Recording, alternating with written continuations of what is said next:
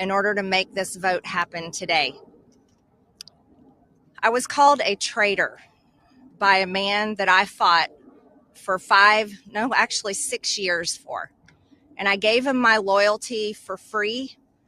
I won my first election without his endorsement, beating 8 men in a primary. And I've never owed him anything, but I fought for him for the policies and for America first. And he called me a traitor for standing with these women and refusing to take my name off the discharge petition. Let me tell you what a traitor is. A traitor is an American that serves foreign countries and themselves. A patriot is an American that serves the United States of America and Americans like the women standing behind me. And I want to tell you that this only became possible today because the American people whom we serve as representatives here in Congress demanded that this vote happen, and they put more pressure on every single elected politician in this city than has ever been put on them. And today you are going to see probably a unanimous vote in the House to release the Epstein files, but the real fight will happen after that. While I want to see every single name released so that these women don't have to live in fear and intimidation, which is something I've had a small taste of in just the past few days, just a small taste. They've been living it for years. But the real test will be, will the Department of Justice release the files? Or will it all remain tied up in investigations? Will the CIA release the files? Will a judge in New York release the information? That's information that needs to come out. And will the list of names that these women privately hold, and they hold it because of their fear in their heart of what would happen to them if they release it on their own, will that list of names come out? That's the real test. So I want to thank Thomas Massie and Ro Khanna for your bravery in doing something that is much needed in America, crossing the political aisle that has become bigger than the Grand Canyon in America. But these men crossed that aisle on behalf of these women. And that is more of what is needed today in America than ever in our history. So thank you so much. Who's next? Ro, I'll let you introduce. Thank you. Thank you. Thank you. Thank you, Marjorie, Representative Green, for your courage and your words. Before I introduce our survivors, I just want to say that they will make their statements, and then you can ask questions of Representative Massie, myself, or Representative Green, but we do not want people asking questions and cross-examining the survivors. They're here to tell their stories, and they should be heard by the American people with respect. Of course, Congressman Massie, myself, and Congresswoman Green would be happy to answer questions after that. With that, let me introduce the survivor who's helped organize a lot of this, and will be telling her own story and introducing the other survivors. Haley Robson, thank you for your courage and leadership. Absolutely. Thank you all. Oh, good morning. A little chilly coming from Florida. Not used to it. I want everybody to take a look. I know everybody sees us today as grown adults, but we are fighting for the children that were abandoned and left behind in the reckoning. This is who you're fighting for. This is who Congress is fighting for. This is who the House of Representatives are fighting for. And hopefully the Senate will fight for us too. I want to kick this off right, and I want to address Marjorie Taylor Greene, Thomas Massie, and Ro Khanna. I want to express my gratitude for all three of you, and I know, Ro Khanna, we spoke earlier. This is an incredible thing that I'm watching as a Republican, and this is non-political, but for you to go against your own party and to be ostracized. There's no place for political violence. There's no place for intimidation. And I can say firsthand, stepping out against Epstein and his crimes against children, we have all experienced that ourselves. So for you to knowingly put yourselves at risk and put your career at risk is unbelievable to watch. And we are so grateful. I also want to make a proposition for Marjorie Taylor Greene, because you've been an advocate for this. If you decide to read those names on the House floor for immunity, I will be more than happy. No security needed. I will stand beside you. I will hold your hand. I will hold your coat in solidarity with you. And on top of that, I did talk to Jayapal, who said she would be more than happy to read those names too on the floor with all of us. It's time that we put the political agendas and party affiliations to the side. This is a human issue. This is about children.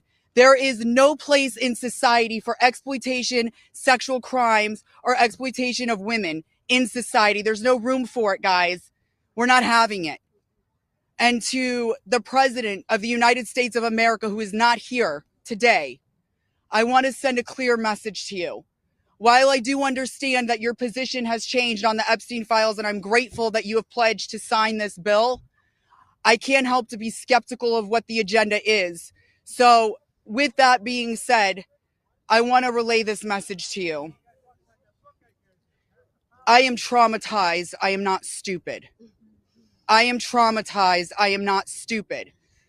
You have put us through so much stress, the lockdowns, the halt of these procedures that were supposed to have happened 50 days ago. The Adelita Grijalva, who waited to get sworn in, and then get upset when your own party goes against you because what is being done is wrong. It's not right. For your own self-serving purposes, this is America. This is land of the free. Land of the free. In 1863, we have a woman on top of the Capitol building represent freedom. I do not feel free today. I don't know if the women behind me feel free today. So I am begging every member of Congress, every representative, to step up and choose the chaos, choose the survivors, choose the children, protect the children, all children. You protect all of us equally. Thank you very much for your time. Following that, Lisa Phillips will be the next survivor.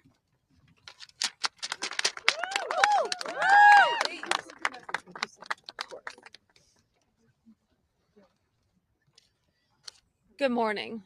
My name is Lisa Phillips. It's an honor to stand here again for something America is finally united on: the immediate release of the entire Epstein files. In a divided nation, this is one demand we all share.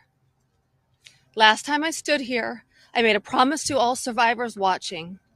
If those in power refused to release the truth, we would start uncovering it ourselves. For anyone who doubted that moment has already arrived. Since that day, more survivors across the country and around the world have reached out: text, emails, DMs, firsthand accounts, and evidence. Many are women who were abused or trafficked through the international modeling pipeline Epstein built, promising visas, apartments, opportunities, futures, while exploiting their dreams for abuse. Most are still terrified to speak publicly because the men involved are powerful. They're connected, and as we know, they're protected. For too long, survivors have watched others speak for us. And while we are grateful for our allies in Congress on both sides, we've realized something. This fight belongs to us. We lived it, and we know the truth. And we will not wait quietly for institutions to decide when we're allowed to speak. The survivors now coming forward have entrusted us with their stories. We are sharing that information with the proper authorities, and when it can safely be made public, it will be. So today, we are launching something historic: the first national survivor-led political movement in America. Nonpartisan, laser-focused on exposing the systems, the loopholes, power structures, and silencing mechanisms that have protected predators for far too long.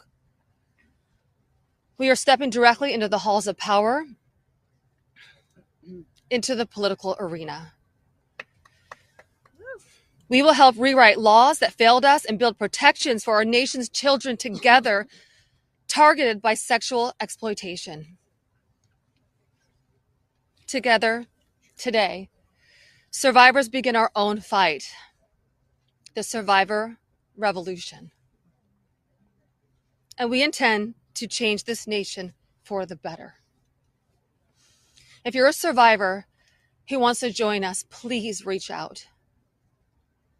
And to anyone who benefits from the current system, intentionally or not, remember this. Alone, yes, we are afraid. But together, we are feared. Thank you. You did good, girl. Hello, everybody. I am Jenna Lisa Jones, and just as Haley, I would just like to give a little reminder that this was me at 14 years old. I was a child. I was in 9th grade. I was hopeful for life and what the future had held for me. He stole a lot from me at 14. So just a little reminder there for everybody. Sorry. So, I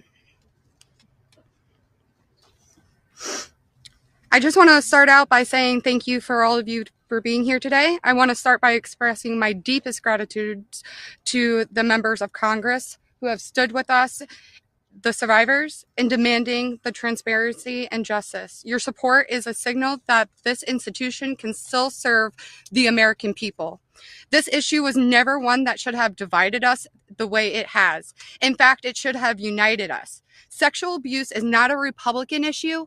It is not a Democratic issue. It is also not a hoax.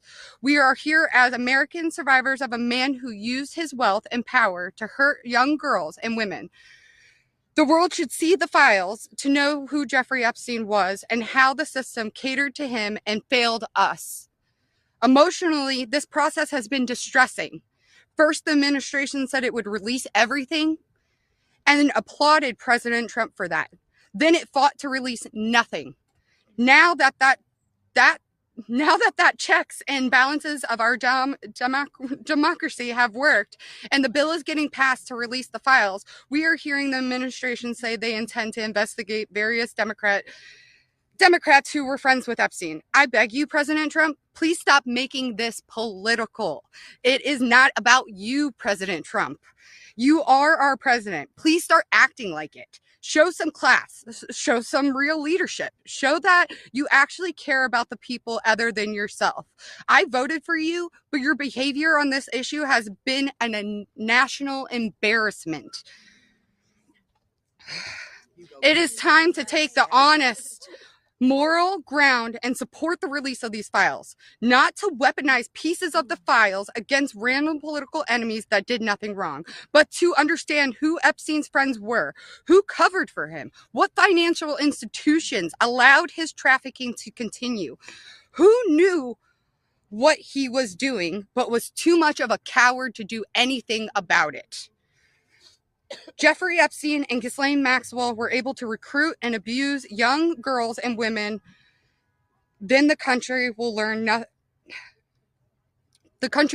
nothing, and has horrible history will repeat itself if we do not do something about this.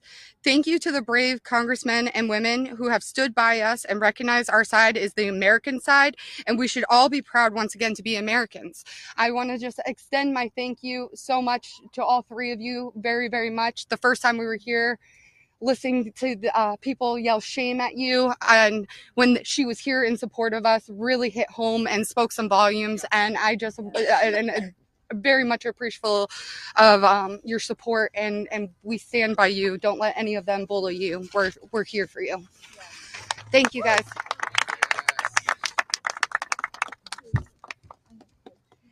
Wow. Good morning, everyone.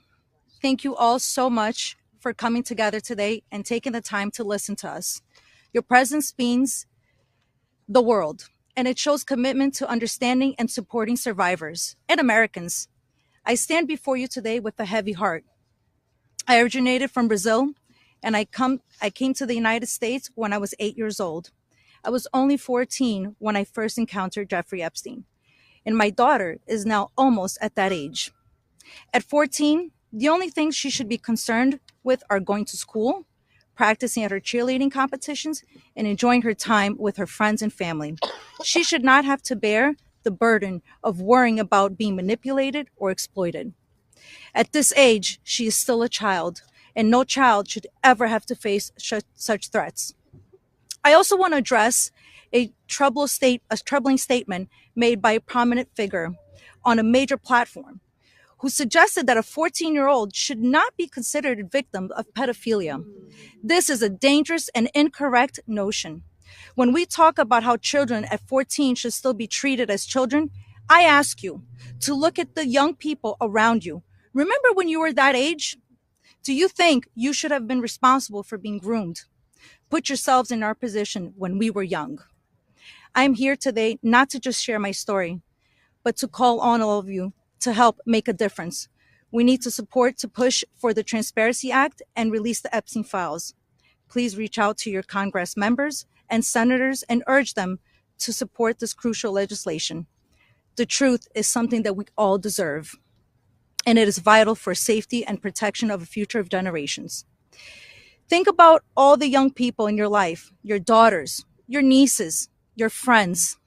Let's stand together and ensure that they grow up in a world where they are safe and valued. I often wondered, why did this happen to me? And then I realized God only gives you what you can handle. I'm here for a purpose, and that purpose is to make a difference today. So let's stand together to protect our children and our peace. Thank you.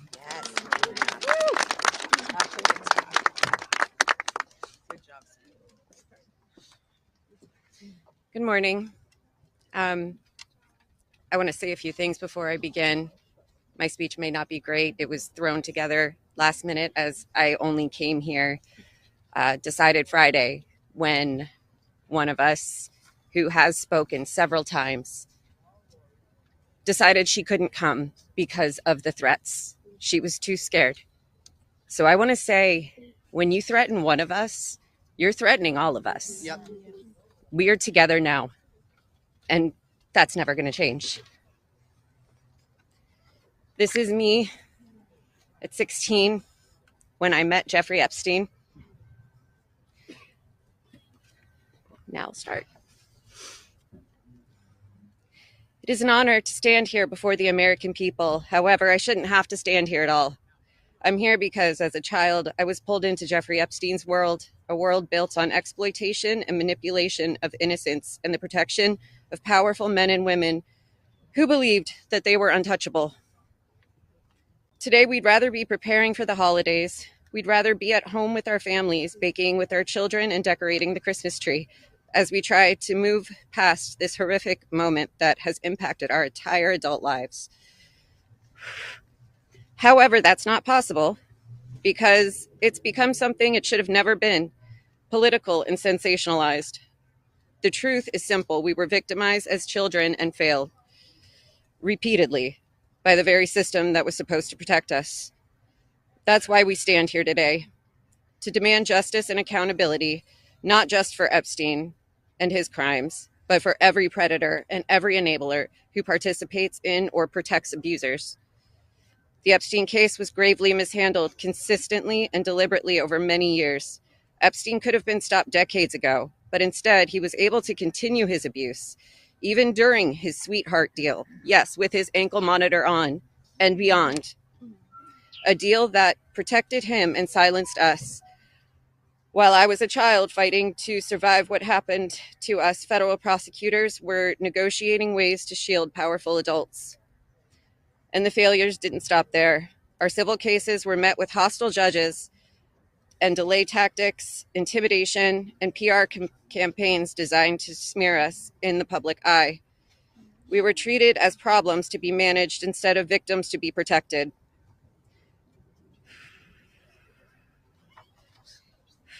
Today, something has changed.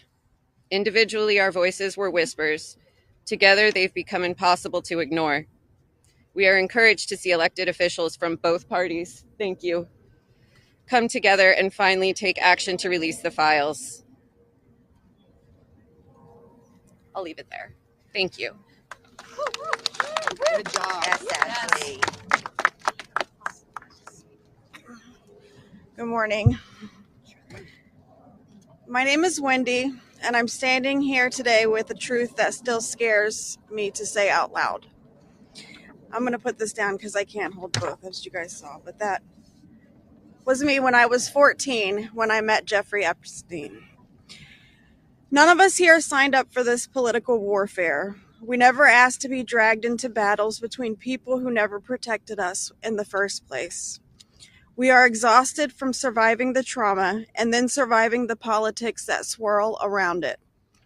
When survivors travel to speak, to advocate, to stand for the truth, we do it with our own money, from our own pockets, carrying our own fear, shaking in our own bodies. There is no team, there is no paycheck. It's just us hoping our voices make a difference.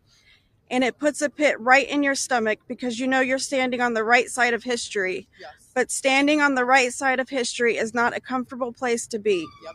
It never has been. And in a sick, heartbreaking way, it's an honor to show up, an honor to speak here, and an honor to stand in light when the world tried to keep us in the dark.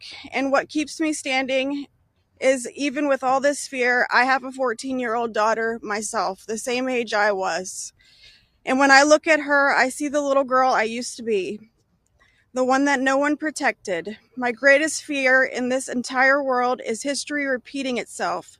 And I will do anything, absolutely anything, to make sure that she has to never be one of these girls standing in front of a crowd like this today in her life. So today, from the safest and bravest places inside myself, I am asking Congress, please pass the bill. Please release the records. Stop making survivors fight alone for the truth that should have protected us in the first place. To the representatives that support us, thank you. Thank you for standing beside survivors so we don't have to face this fear alone. Thank you for choosing what is right over what is easy. And every survivor who is scared right now, your fear is real. Your courage is real. And even though we're terrified, we keep showing up because someone has to tell the truth. Someone has to protect these children. We deserve safety then. We deserve it now. And we are done being afraid so others can stay comfortable. So with that, I want to say thank you guys for having us. And I just hope that people can remember that as survivors, our story never leaves us, but the choice that you make to pass this bill, your career is in front of you, and that choice will follow you. Everybody will know. So thank you. Beautiful. Good job, Wendy. Well said, Wendy. You're incredible. Hello, everybody. My name is Danny Bensky. This was me at 17 years old. Oh, I'm sorry. Coming from the dance world, I was recruited in 2004 after a systematic breaking down where Epstein leveraged my mother's brain tumor scans. He threatened me to withhold care for her. He trapped me in a year-long cycle of abuse. The last time I was here in Washington, D.C., I talked about being a part of this beautiful mosaic of women behind me, and they are exactly that. They are a beautiful mosaic of energy and passion and love and life. I am one story of 1,000. You think of that number, 1,000. I spoke of how big our hopes and dreams once were, and I talked about how they were completely shattered at the hands of Ghislaine Maxwell and Jeffrey Epstein.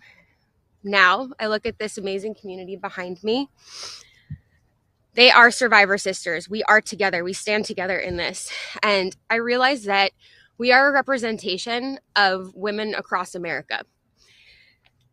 We come from different backgrounds. We have different religions. We are different races, different creeds, different ethnicities. We have different political affiliations. Some of us don't want to be political at all. And yet we stand here together for this cause. We're united in the call for transparency, complete transparency, to find justice. Justice for our younger selves. These pictures that you see, they're real people. I wish I could go back and give my former self a hug and say, this matters and it's going to change, and mean it. We are standing here for justice for the youth of tomorrow, and justice for those who are no longer with us, like the beautiful, brave Virginia Giuffre. We understand that the road is long, but I implore you to stay the course, please. Living in an age where you can get news in 10-second clips on your phone, I know that this is a big task for us, but it's a very personal one for survivors. It's a very personal one for us as a country. So I'd like to ask you to try something right now. I'd like everybody to close their eyes or soften their gaze just for a moment. And I want everybody to think of a child that is close to them between the ages of 14 and 18 years old. It could be your daughter. It could be your niece. It could be a friend's kids. It could be you at a former age. It could be your mother at that age. But really envision that for a second, 14 to 18 years old. Once you think of that person, I want you to think about what they feel like. What is their energy? What do they smell like? What sound do they make when they laugh? Really think about that child just for a moment. Now I want you to picture a pair of giant looming wooden doors and an overbearing marble landing. Those are the doors to Jeffrey Epstein's house. Do you allow that child to enter or not? If the answer is yes, you would allow entrance. You stand with predators. If the answer is no, then congratulations, you're on the right side of justice. Now you have homework. I am calling for the American people. You have homework. Call your congressional leaders. Call your senators. Please support this bill. Let's get it all released. Thank you very much.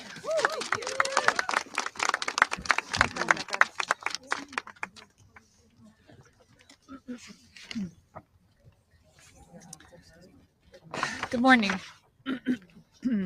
My name is Annie Farmer, and this is a photo of me and my sister Maria Farmer around the time I was 16 and she was 25.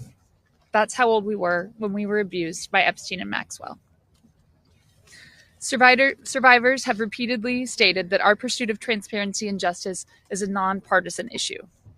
But given the political noise surrounding this case, I just want to remind people of some of the facts. In 1996, when my sister Maria bravely blew the whistle on this group by reporting to the FBI what Epstein and Maxwell did to both of us, they hung up on the phone on her, and there was no follow-up of any kind. Bill Clinton was president.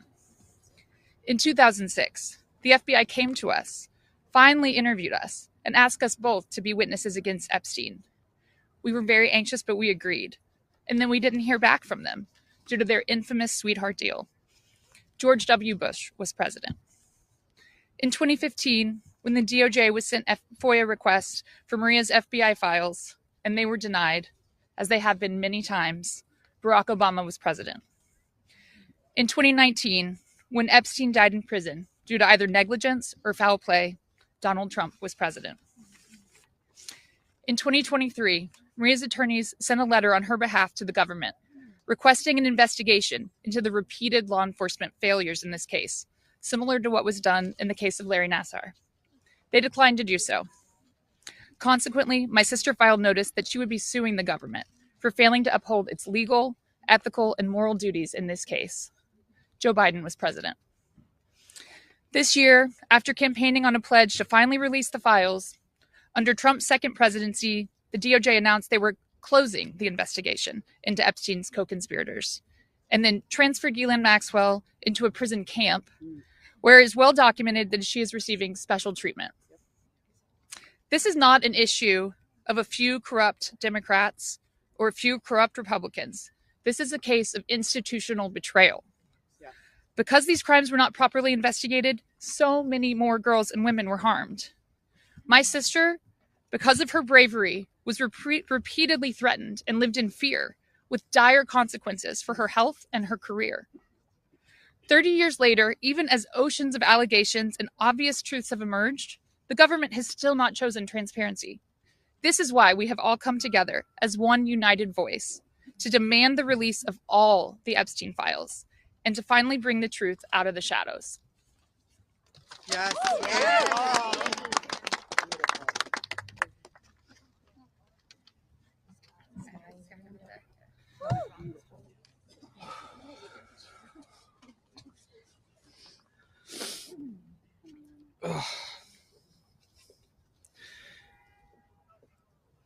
Ladies and gentlemen, esteemed members of Congress, and everyone gathered here today, I want to start by thanking the three of you.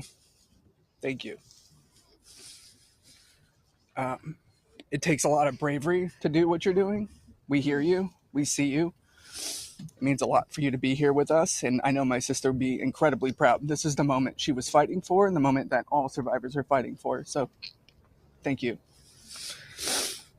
My name is Sky Roberts, and I stand before you as the brother of Virginia Roberts Giuffre,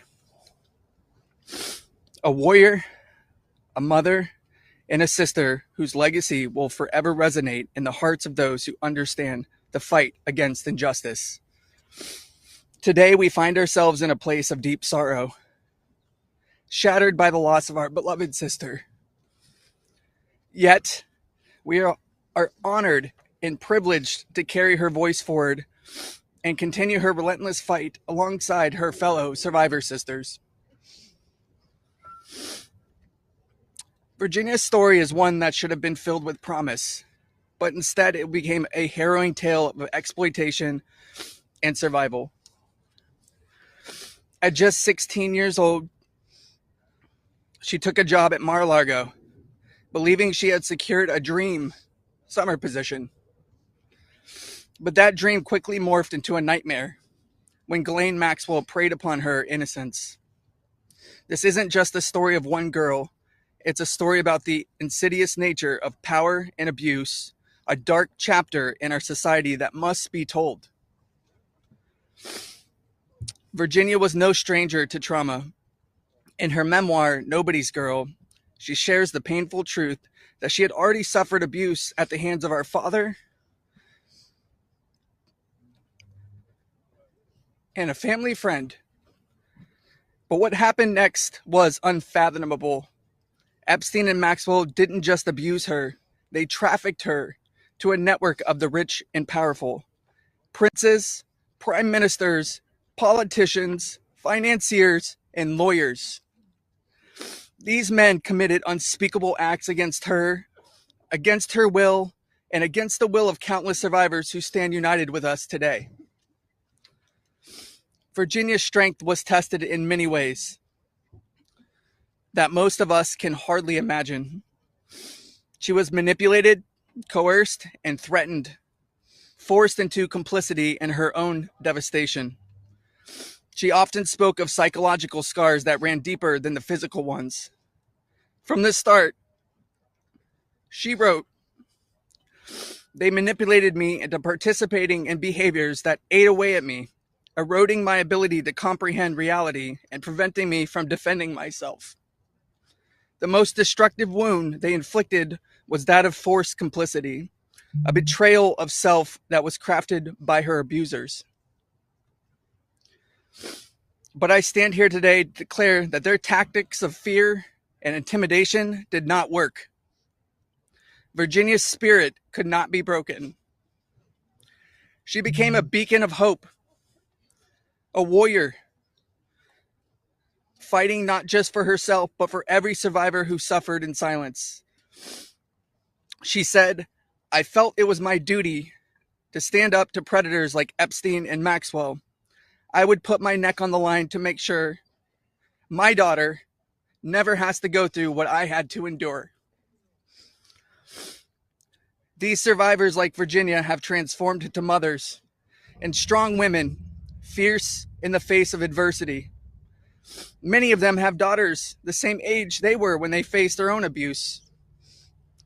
They are determined to break the cycle, to shatter the silence that has kept so many in the shadows.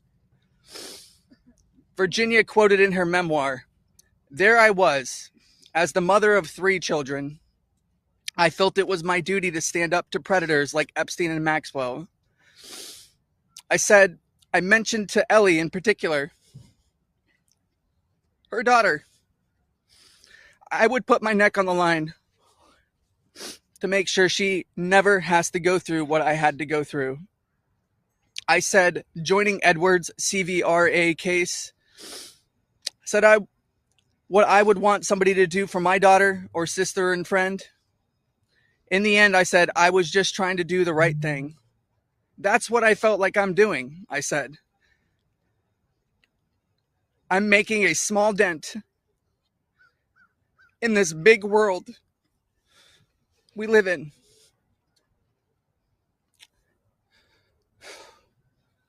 Well, sissy,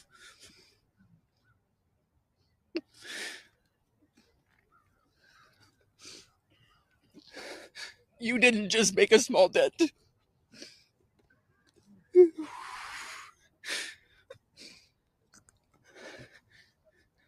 You made a monumental impact, a resounding statement that echoed across the world. You built an unbreakable wall, a barrier that will protect future generations from the horrors of abuse.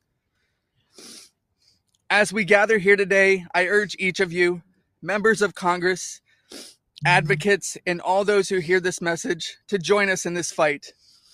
We demand justice, accountability, and support for survivors.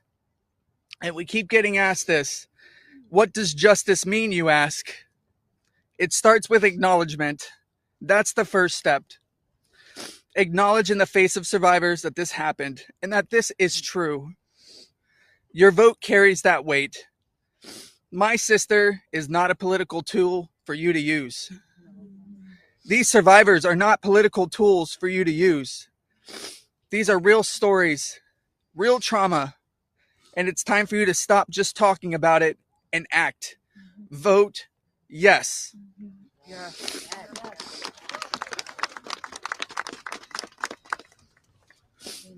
Virginia's legacy is not just hers. It belongs to all of us who stand against injustice. Together, we will ensure that the voices of survivors are heard, that the truth prevails, and that the horrors of the past are never repeated. Thank you. Thank you for listening, and thank you for standing with us. Together, we will not let Virginia's fight be in vain. Together, we will not let the predators win. Together, we will be the change this world desperately needs. Thank you.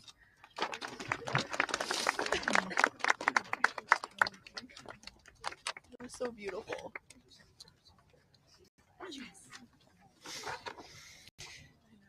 This is me when I met Jeffrey Epstein in 1991. I always share the date when I talk about my story because people rarely acknowledge how long this has actually been going on. And for too long, truth has been buried, survivors have been silenced, and powerful people have been protected. And today we stand in a moment that will decide whether our government still belongs to the American people or to those who prey on them. Because when mountains of evidence and decades of victim reports across 5 administrations still lead to sweetheart deals or no prosecution at all, this isn't just one case gone wrong. It's an institutional failure on a historic scale, and every member of Congress in this administration must answer for that failure. Millions of sexual abuse survivors know the pain of speaking up and watching the institutions that are meant to protect them look away. We're not alone in this. Epstein may be the headline, but the betrayal reaches every corner of our country. And if our justice system can collapse this completely for so long, then Congress cannot pretend that the system is working. Not for us, and not for the generations that will live with the consequences of what they choose now. one long overdue step towards repairing this damage is the Epstein Files Transparency Act. Because without transparency, there's no accountability. Without accountability, there is no justice. And without justice, democracy dies. Yeah. So, representatives, you have a choice to show millions of Americans whether you stand with us or with the powerful predators that are counting on your complicity. Thank you. Yeah. Good job.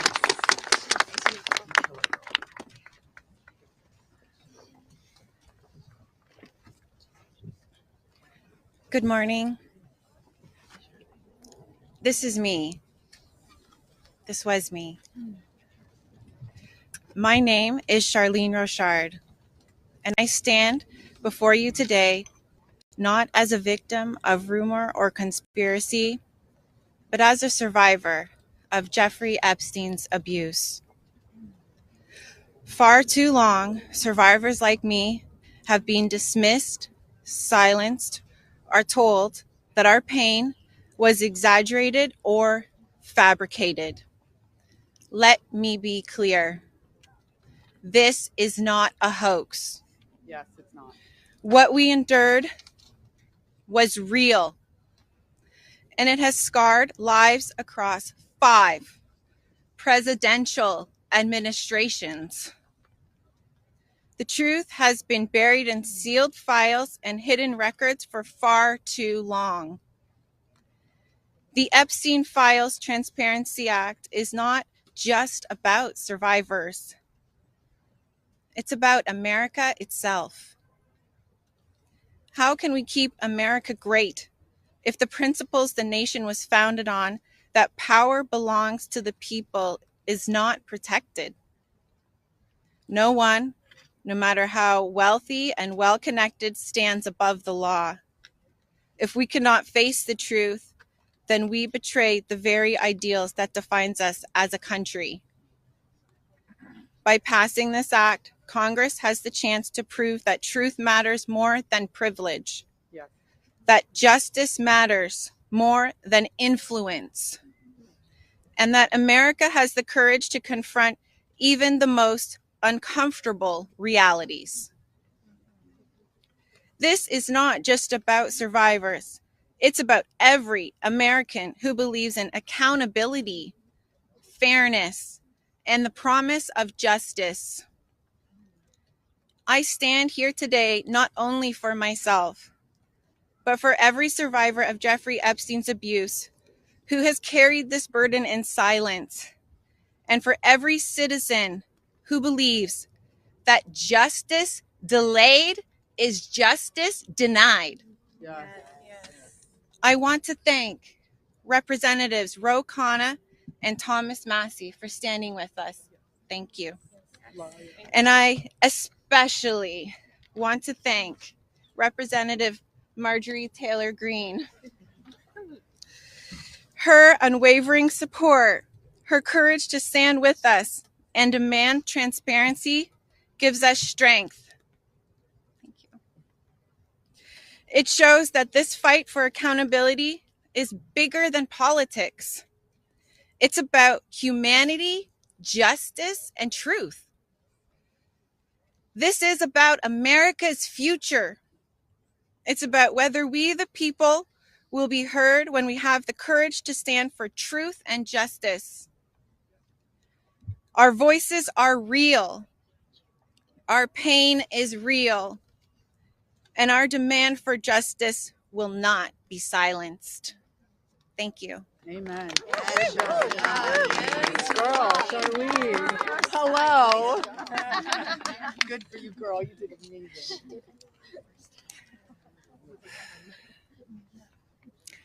My name is Laura Bloom McGee. This is my first time speaking publicly about my abuse. As a young woman in New York City, I was pursuing a modeling career and building a life of giving back through my philanthropic work. Instead, I was intentionally groomed and became part of an international model sex trafficking ring that was led by Jeffrey Epstein. I was sexually and mentally abused by Jeffrey Epstein. He used my dreams and vulnerabilities to silence me. Today, I am here to break that silence. Sex trafficking and sexual abuse are crimes against human beings, not political talking points. For too long, Epstein's abuse was an open secret, with his network remained protected. Evil thrives in darkness. We must shine a light on every corner where it hides. Nothing should be off limits in the search for truth. Please vote that everything in the files be released. Let investigations proceed without obstruction. Demand oversight and deliver justice. The government must never side with predators. I come as one survivor, but I stand here for everyone who prayed for me, who believed in me, and who hoped for me. To my fellow survivors, your courage brought me here. We are more than victims. We are mothers, daughters, sisters, friends. This is not a hoax, and we will not be erased. Shame on any elected official who obstructs truth and justice for the American people. Thank you. Amen. Yeah, girl. My name is Liz Stein. In 1994, I was a senior in college, just 21 years old. I had aspirations of attending law school after graduation, and it looked like I had a bright future ahead of me. 1994 was also the year I met Ghislaine Maxwell and Jeffrey Epstein. My involvement with them changed the trajectory of my entire life. The Epstein files are not about loyalty to any one political party. They're evidence of a crime. We stand here today, victims of the crime of sex trafficking. I'm here today speaking both for my 21-year-old self and for the countless number of people who have experienced sexual violence. When I am asked what I would tell my younger self if I could say something, I say that I would tell myself to tell someone. And if they don't listen, to tell someone else. And to just keep telling until someone listens. And even if nobody listens to you, you should be proud of yourself because you stood in your uncomfortable truth when others could not. And that is true bravery. We stand here today as survivors, part of a sorority that none of us asked to join. We have told our stories over and over and over. Now it's time to see who was listening. We ask that you vote to release the files, all of them, so the victims of this crime can finally see justice. Thank you. Amen. Yes. You go, girl.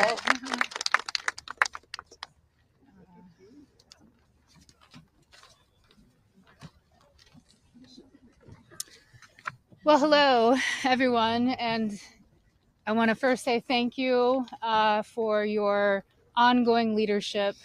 I know it must not be easy thing to do, much like it's not easy for us to be doing this. So I guess we're in this together. So thank you so much. I feel like our courage has, we're reflecting, mirroring courage, because that's what it takes to do this, right? So this was me at 22 years old. I was not a child, technically, very young adult. I imagine most of you here can relate to the mindset and to be 22 years old. So today is a good day, and I thank God for that. It's widely and undeniably clear that our current political climate is quite rigid and seemingly at war with one another. This sets a stage. This sets a stage for voices, survivor voices, to get spoken over and drowned out by the political darts whizzing by. Not today, though. Today, our truth and our power have steadily risen up. We are at the peak. Our voices prevail today. Our voices initiated the coming together of both political parties. That's pretty big, I think. Republicans and Democrats, we all stand together today. We all stand together for justice, and we must continue to do so to protect the integrity of our country and our democracy. Truth and justice must prevail.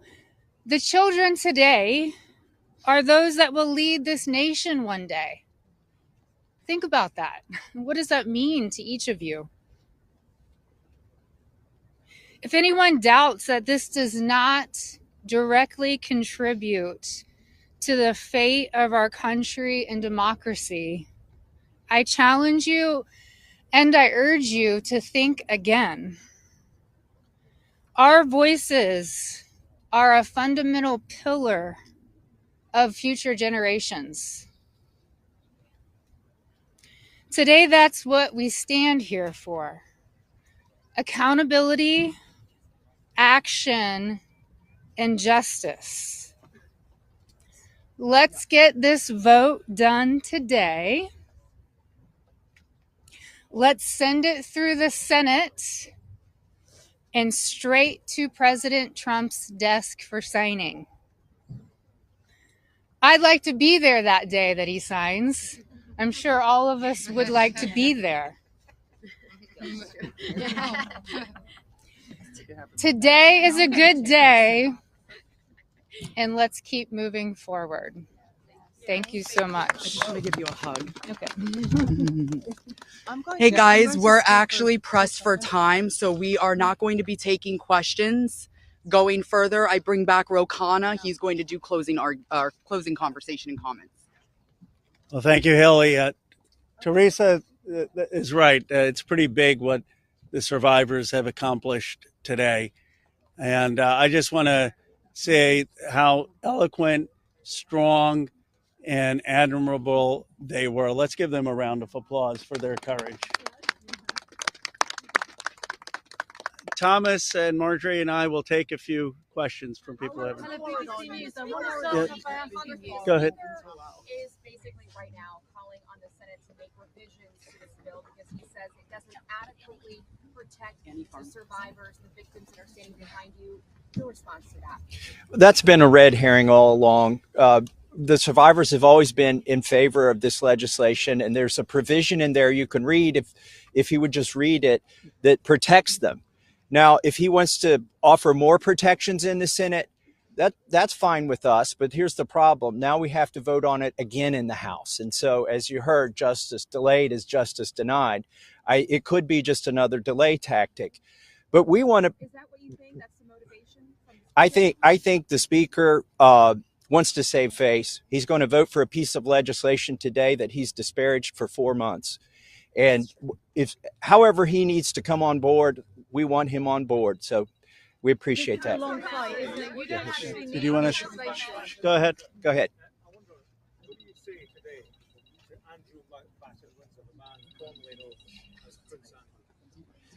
Well, you know, there's becoming a reckoning in Britain that needs to happen in the United States. A prince lost his title. The ambassador to the United States lost his job. We need to see those same kind of consequences here. As my colleague Rose said, there shouldn't be buildings named after these perpetrators of these heinous crimes. There shouldn't be scholarships named after them. And there needs to be accounting. We've seen tens of thousands of pages released by the Oversight Committee. What we've not seen is a single name. So I implore you to look and see if we have true justice and transparency here. And the survivors will know when that has happened. And I do think that Prince Andrew does need to come and testify at our Oversight Committee, and that can be bipartisan. But I share Thomas's view that the urgency that the British people have shown in getting justice needs to inspire an urgency here in America. Go ahead. Go ahead.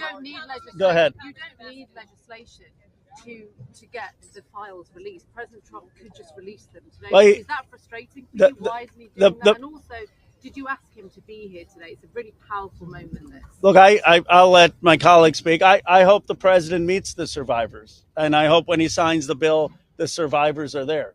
I don't care if I'm there, Thomas Massey's there, Representative Green's there, but the survivors should be there. But I hope he meets them, because I think if anyone who meets them and sees their emotion will be moved. And my goal is to get justice here. So I hope he will meet them and really hear what's happened and actually take action. But the broader point is, yes, the president could order the Justice Department to release the files. But what in a constitutional democracy, what we're supposed to have is Congress says that the files should be released, and then it's not on the whim of any president. Then the Justice Department is compelled to release those files because that's the law of the land. Let's just take a take.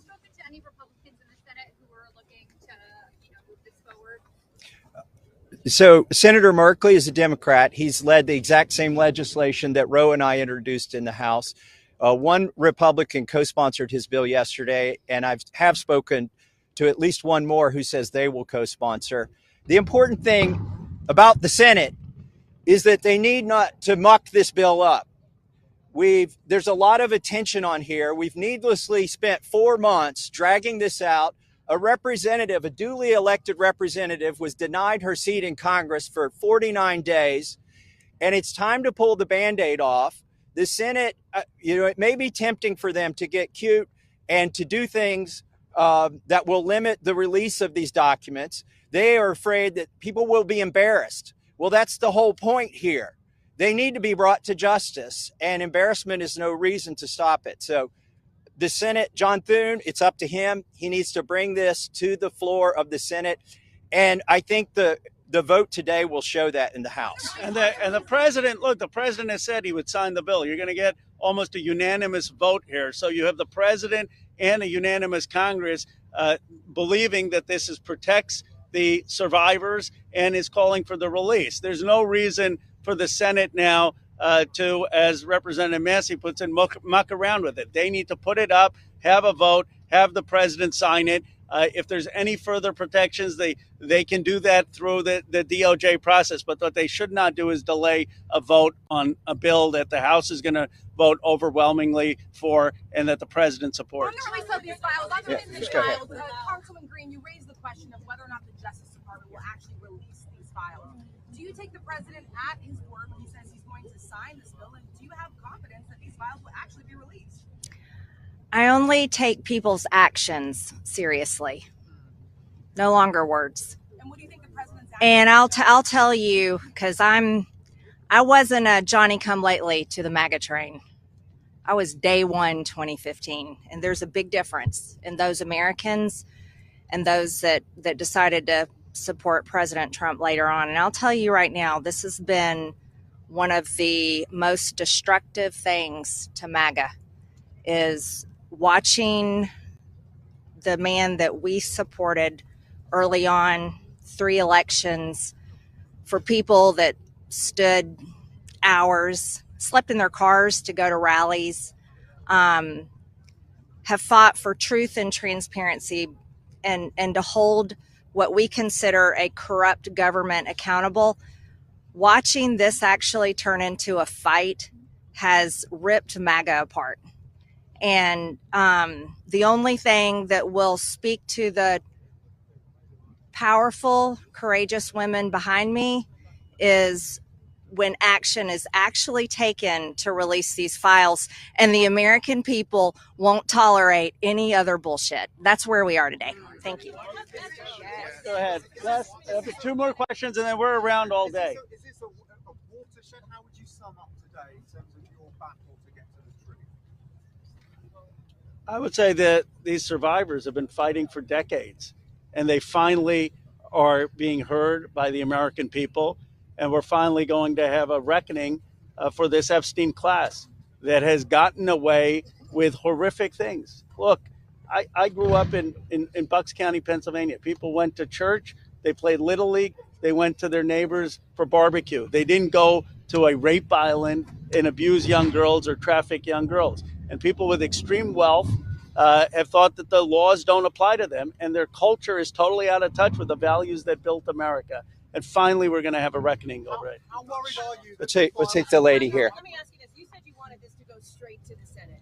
What message does it send to the survivors behind you if the Senate doesn't act quickly to move this bill forward? Well, they're not here. They're not going to answer questions, so I'll answer a question. I prefer, actually, it goes straight to the president. He can release these files without the Senate acting. Sometimes they take a long time to get things done. The House figured out a way to take 4 months to get this done. I think it's disrespectful to the survivors if they delay this. There's nothing more important than cleaning out the rot in this country. And this is rot, and it's not a partisan issue. And the senators need to get on this. Yes, the economy is important. Yes, international policy is important, but there's nothing more important than getting to this rot and cleaning it out. They should put it at the top of their agenda. There's a provision in the bill already that would allow the DOJ to not release certain information if it would jeopardize an active investigation. And the president just last week ordered his DOJ to conduct an investigation. What makes you think you would actually, if this bill passes, see these files? There are 1,000 survivors. They can't open enough investigations to cover up everything that's in these files. And yes, it's true they can try to protect a few certain people or a few certain companies, but those investigations will eventually end. And in the meantime, there's not enough investigations to cover up 1,000 different crimes, 1,000 different rapes, 1,000 different sex trafficking instances. And this is not a moot point, even though they are doing that. And once this bill is signed into law, any career official at the DOJ or the FBI who does not comply with the law is at legal risk. It's no longer just up to the president. Look, we could have passed a simple resolution here in the House, and that would have been the end of it. Instead, we chose a very hard path, which is to get legislation, a law passed, which means it has to go through the House, the Senate, and be presented to the president. And that will have the force of law. They will be breaking the law if they do not release these files. Thank you very much. Last question, and then. Why do you think he has fought so hard? If he could do it now, why hasn't he done it? I believe he's trying to protect friends and donors. And by the way, these aren't necessarily Republicans. Once you get to $1 billion, you transcend parties. You just assume you can pay off whatever party is in charge of the White House, whatever party is in charge of the House of Representatives. And this is about those kinds of people. I think he's been trying to protect them. And I think it also incriminates our own government. This is a complete and total failure of the justice system, as the survivors have witnessed here today to us. It incriminates the FBI. It incriminates our intelligence agencies. It incriminates police departments in West Palm Beach. And that's what has been protected by this, either willfully or unknowingly, and it's time to end it. And I would agree with Representative Marjorie Taylor Greene that what matters now is just the action.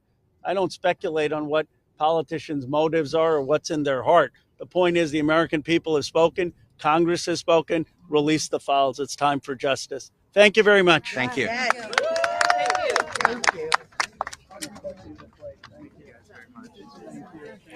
We have been watching this incredibly emotional press conference outside Capitol Hill. Sorry, my mic is booming at you a little bit there, where the survivors of the Jeffrey Epstein scandal, of the sex trafficking ring, have been speaking with the representatives who are bringing this discharge petition forward tonight, or today at least. There are two amazing stories playing out today. One is the story. One of them is, I'm sorry, I'm not sure what that is. Let me just get, there it is. Sorry, I had to turn down something that was playing in my ear there. But this is an incredible day, obviously, because what we're seeing is the House potentially unanimously voting for this discharge petition. That is just one step further along the way, and it's many steps that we have to follow before the actual Epstein files are released. But it's a big step. The House is not run by Democrats. It is a majority Republican House, and it looks like it could be a unanimous vote today. Whenever that happens, I don't have an exact time, and that's one of the things we're trying to figure out exactly when. But I can tell you at 4 p.m. tonight or this afternoon, we'll be doing a live special report with some very big names here on Substack. So I hope you'll join me. It'll be Vicky Ward will be here, Lev Parnas, Waj from the Left Hook will be here, Dean Blundell, and myself, as well as Ellie Leonard, if she can make it back from where she'll be traveling today, plus others. We'll be talking about the events that happened today, this incredible press conference, and then also the vote. Now, Trump says he will sign the bill when it's released. We're waiting to see if that's a reality. There is one big step that has to happen between now and then, and that is the Senate. The Senate is not yet fully endorsing this particular bill. There are many moves right now to convince Majority Leader John Thune to not take this vote, to not bring up this vote to the floor, or at least not to do it in a very quick manner. There are other indications that Lisa Murkowski, has been pressured to turn no against this particular discharge petition. And even some people pointing to Democrats who might be on the bubble, who might vote against this. Now, it's unclear whether that's any real, that's based in any reality, whether there's a realistic chance for that to happen. But there is a lot of pressure. And that means the senators are playing for power right now. They're negotiating. It's still not clear that we're going to get this through to the president, who will then have to sign it and not veto it, because that's the other thing he can do. What we're going to get, though, today is a unanimous or pretty large vote by the House to push this through. We heard today these incredible speeches by these incredibly eloquent women who have been fighting for decades for the release of these files, for some truth, for some honesty. And it's what a powerful morning. Hard to keep a dry eye as this is story after story of people sharing their experiences, holding up photos of themselves as young people, as young teenagers when they were first, involved with Jeffrey Epstein's sex trafficking ring, lured into it, and then trafficked to other famous, rich, white men, mostly, I should say. This is a real difficult time for America as we try to parse through all this very complicated evidence that's been presented. This is obviously more than just a human trafficking ring. It's also part of an international organized crime syndicate. There are financial crimes attached to this. There are political crimes attached to this, and no doubt these human trafficking and abuse crimes are paramount today, though, as we wait for these victims to get the real answers as to what Jeffrey Epstein was really all about. So we'll keep you covered throughout the whole day as this happens. I'm not moving from here, and we'll be covering live coverage. We'll be adding people along the way. As soon as we know when the vote is happening, I will cover it for you here on Narrative. What else can I tell you that's happening right now is that we should stay in great respect, I think, for what Marjorie Taylor Greene has been doing over the last few days. I cannot actually believe the transformation and her evolution as someone who was hardcore MAGA to someone who is basically labeled the president of the United States, without saying so directly, a traitor today.